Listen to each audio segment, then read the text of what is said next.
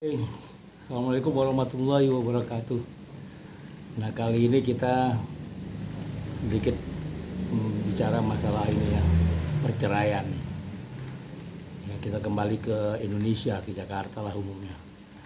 Khususnya ini Jakarta. Jabodetabek. Nah, ini masalah perceraian jadi masalah sosial yang serius ini. Pengadilan Agama Jakbar catat angka perceraian naik terus Jakarta Barat.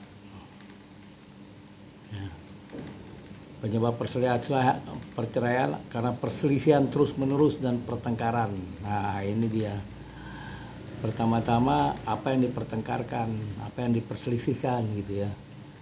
Umumnya ini masalah ekonomi, income lebih kecil daripada pengeluaran dasar, jadi pendapatan gaji atau pendapatan dari usaha itu lebih kecil daripada pengeluaran yang basic aja gitu ya, makanya orang pada stres, akhirnya bercerai, bertengkar dulu, bercerai, udah sampai ke ubun-ubun kali ya penyebab terjadinya perceraian, terutama di kota-kota besar ya. Perceraian tuh kalau kita lihat angkanya trennya naik terus.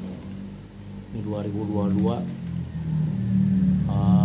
sekitar 500 ribuan orang bercerai di Indonesia. Dan ada laporan tersebut saya 448, hampir 500 ya, 400 sampai 450 ribu bercerai. Perselisihan dan pertengkaran alasannya ya karena uangnya udah nggak cukup lagi gitu ya. Dan biasanya kehidupan itu perceraian meningkat. Kehidupan katakan kelas menengah ya, biasa enak tidur pakai AC, mobil ada 1 atau 2, income masih stabil katakan 20 sampai 30 juta sebulan ya. Tiba-tiba ekonomi krisis, pandemi, di PHK atau penurunan gaji ya, atau juga nggak ada kepastian mau kerja tempat lain susah, akhirnya tabungannya habis. Nah, mulailah itu ribut terus tuh, akumulasi gitu ya. Anak-anak mau kuliah nggak ada duitnya. Biasanya kan perempuan lebih khawatir, istri di rumah tuh lebih khawatir gitu loh. Kalau karena istri kan nggak kerja, kalau istrinya kerja mungkin masih bisa bertahan, tapi timbul masalah baru lagi, dianterin sama teman kantornya yang cowok, akhirnya cemburu gitu loh. Banyak kan kejadian kayak gitu, istri suka pulang malam padahal macet gitu. Jadi ini emang kalau menikah ini perlu ini ya, pengertian, dan cintanya harus cinta 1000%, pengertian kan. Umumnya itu perselisihan lah, uang kurang, terus juga itu kan 2023 terdapat 516 kasus umumnya di ibu kota ya dan daerah tingkat 2 atau Jabodetabek itu tuh rame deh pokoknya. Kalau kita main-main ke pengadilan agama, wah rame, di depannya udah ada pengacara, itu kantor-kantor pengacara yang bisa langsung disewa atau akan membantu masalah perceraian itu. Terutama di Bekasi itu banyak kantor-kantor pengacara yang bisa bantu.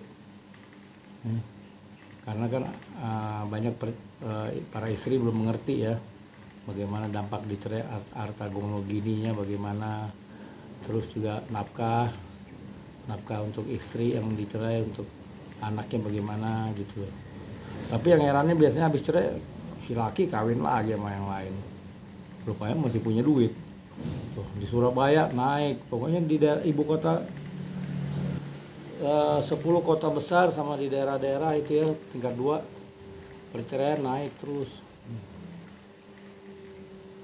Nah, kalau yang ini jumlah nikah, talak, rujuk, ini data BPS Go ID. Jadi kalau udah berpisah itu dampaknya ke anak-anak ya, anak-anaknya jadi stres gitu, orang tua aja berpisah kan anak-anak belum ngerti apa-apa ya, sampai SMU aja tuh anak-anak belum ngerti kenapa bapak dan ibunya bercerai ya. Jadi perceraian itu memang suatu hal yang sulit gitu dilakukan. oleh pasangan harus bercerai, apalagi setelah punya anak 2, 3 gitu.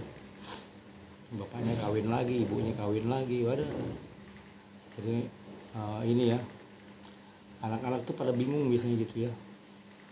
Tapi mau dikata gitu ya, karena kalau faktor ekonomi, perselisihan itu udah sulit pemecahannya gitu kan. Kalau kita lihat banyak artis-artis juga begitu kan, kawin cerai aja gitu. Kawin cerai pacaran, belum kawin pacaran lama-lama berondong. Aduh. Jadi sebagai contoh gitu jadinya nanti dilihat sama orang gitu ya. Jadi kawin cerai ala artis ya, paling tidak ada kesan ini ya, akan dapat ditiru oleh yang lain-lain gitu. Padahal perceraian itu sangat menyakitkan kedua belah pihak. Begitu loh. Kasihan banget itu, meningkat terus ya. Jadi ini salah satu indikator ekonomi juga boleh dikatakan gitu ya. Bercerai karena perselisihan, pertengkaran. Iya, yang dipertengkarkan apa? Uang pasti gitu. Sampai naik ke ubun-ubun, akhirnya udah nggak bisa, hari-hari perang terus udah. Udah perang Ukraina Rusia pindah. Lempar-lemparan piring gitu ya. Itu gue pernah lihat sendiri, lempar-lemparan piring, namanya piring terbang, gumprang gusrak gumprang gitu.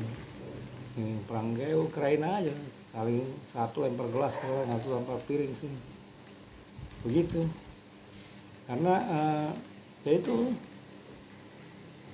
ekspektasi kehidupan tuh terlalu tinggi ya, karena lihat tetangga punya motor baru iri, padahal tetangga itu dapat kredit dari kantornya, atau juga dapat kredit secara pribadi ya gitu. Tetangga lihatnya iri, punya handphone baru ngiri ya, itu rasa kecemburuan sosial begitu gitu ya. Jadi ekspektasi kehidupan itu di Jakarta atau Jabodetabek terlalu tinggi, tapi realitasnya nggak seperti itu gitu. Terutama mau lebaran nih, kalau udah menjelang Ramadan udah banyak kredit motor baru, mobil baru, HP baru, apa aja bisa dipajang deh, langsung di ini kan, agar kelihatan berhasil gitu tinggal di ibu kota. Nanti pasca lebaran, nah babak belur.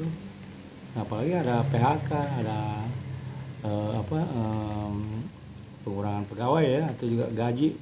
Waduh, perusahaan lagi begini-gini nih, menurun semua pendapatan.